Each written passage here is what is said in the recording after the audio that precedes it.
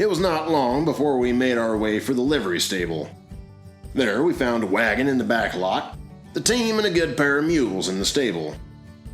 When we looked over the well-appointed rig and made a rough estimate of its probable value, we began to fear that the owners would ask more than we could pay for it. I inquired of Jim with some puzzlement. "What do you think of the outfit, Jim?" "It's one of the best hunting rigs I ever saw."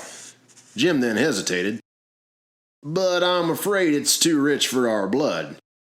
Those mules and harnesses alone would be cheap at $250. The wagon's easily worth another $100, and there's no telling what the camp outfit cost." "Why do you suppose these men want to sell at any given price?" I asked.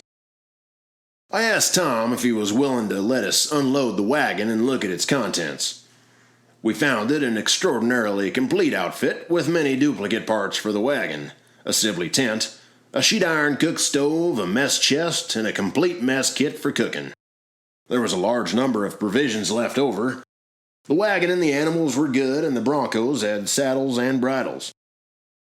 While we unpacked the wagon, Tom told us something about the trip, which from the point of view of the hunters had been very successful. Tom said the hunters came to Hayes because they ran ads in the eastern newspapers about a new hide business back in England. This English tannery wanted to experiment with buffalo hides for a source of leather. So we took him out on the range to see the massive herds migrating south. They became excited about what they saw and wanted to get back east to share the good news. By the time Tom finished his story, the examination of the outfit was completed. Tom inquired, "What do you think of the outfit, and what will you give me for the whole caboodle?" "It's a good rig and no mistake," I countered with a seemingly hopeless sigh. "But Jim and I are afraid we haven't money enough to buy it. The outfit was all right for our purposes, but we'll have to buy a good rifle, powder, and lead. I'm not sure if we'll have enough money left over after buying a team and camp outfit. To buy this outfit would clean us out." "Well," said Tom, "make a bid for what you can afford to give, not what it's worth. They don't expect to get what it's worth." "It sounds like a mighty small price, Tom, and I'm ashamed to make you the offer," I said hesitatingly. "But $200 isn't much we can afford to give and still buy our rifles and ammunition. Would your men consider such a bid as that?" "Boys, that does seem like giving the outfit away, and until I see my men I won't say whether they'll take it or not.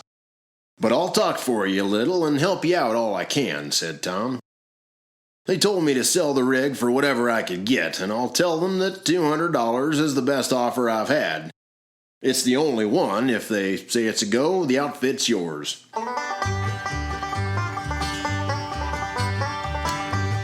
Jim, A.C. Meyer, Nixon, and I walked over to the saloon to make our offer to the Easterners. 3 of us waited outside while Nixon played out our offer to purchase the wagon, mules, and camp supplies. While waiting for Nixon's return, I looked over to Myers. I could tell by his actions he was a prince of a good fellow and a rare character in every respect. I asked Myers how he came to know Tom Nixon. Meyer leaned up against the wood pole support structure, taken in the shade of the overhang, looked down at his boot, kicked a rock between the boards, and looked at me, squinting one eye as if he had serious intentions in regarding my question. "I have respect for the man," Meyer responded. "Not one to be reckoned with, but a man you can put your back to in a bar fight. He's from the South. He has somewhat of a shady past, like most of us out here in this godforsaken country. I know him to tell tales about being a prospector once. He's a family man now and owns a ranch about 8 miles west of Fort Dodge." Myers then looked directly into my eyes and said, "I feel I have to do the right thing here, no matter the cost. It's about my integrity and honor. I need to tell you." The second Myers was about to close his last words to us, Nixon busted out of the swinging hinges of the saloon doors. "You got the deal, boys, you got the deal," howled Nixon in a jubilant voice. "Now let's go pay the men and put our marks on the papers." I stood up, smiled back at Jim, reached in my pocket for all the money I had, and entered the saloon with a questionable smile. The four of us walked over to a table where the three well-dressed men sat. One of them, well-groomed, stroking a cigar, had a dance-hall girl in his lap. The man next to him, a white-bearded, older, distinguished gentleman, watched us approach with a questionable eye. His face was one of utmost assurance. Whatever game this man played, he wasn't accustomed to losing. He smiled at me like a long-lost friend. He stood up as we approached, shook our hands, and introduced himself as representing part of Mr. Charles Rath. He told us Mr. Rath needed 500 hides, and he would offer me the contract to purchase the rig only if we fulfilled the hide order. He asked us to sit down at the table and offered us a drink. He had drawn out some papers in front of him, and before our drinks were served, he handed me a quilled pen. "Will you agree," he questioned, "will you agree to provide the 500 hides that Mr. Rath needs at the given price of $2.25 per hide?" The man paused, handed over the pen, and pointed to a line on the parchment. "You get the wagon, mules, and supplies you need for the hunt for $200, plus the money is split between the four of you for 500 hides." Jim, who sat next to me, placed his Spencer rifle across his chest. "Damn, boy, get to signing. Give the man your money and let's get the hell out of here."